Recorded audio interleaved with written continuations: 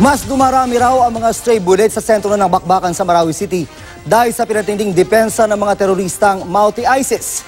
Nakunan pa ng drone video ang mga kahoy at yero na ginagamit daw bilang dagdag panangga sa mga umaabanting sundalo. Nakatutok si Marisol Abdurrahman, eksklusibo.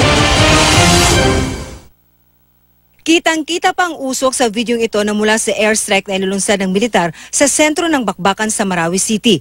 Ayon sa source, kuha raw ito noong huling linggo ng buwan ng Hunyo at ang airstrike na ito pangatlong beses na sa lugar. Sa isa pang video na kuha din matapos ang airstrike, makikita naman ang isang pinaniniwalaang miyembro ng Multi-ISIS na tumatakbo sa kalsada. Sunod na magtatakbuhan ang ilan pa na nagpapalipat-lipat ng bahay matapos ang airstrike. Ang drone video naman na ito, kuha ngayong buwan lang.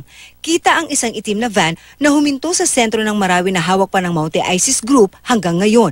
Pinaniniwalaang ang mga terorista ang bumaba sa van na may dalang mga kahoy at yero. Ayon sa isang military source, ginagamit ang mga kahoy at yero bilang dagdag proteksyon ng Multi sa mga lugar kung saan sila nagtatago. Sa isang punto, maririnig din ang mga pagputok. Binabaril daw kasi ng mga Multi ang mga drone. Sabi ng militar, marami na silang mga nababawing lugar na dating pinagkukutaan ng mga Multi-ISIS. Kabilang na rito ang mga dating stronghold ng grupo. More buildings are being cleared. Dumadami yung mga firearms na ating nare-recover. And even yung IEDs na mga bomba na nakikita sa bawat daanan, bawat building. It's a matter of time. Matatapos natin to.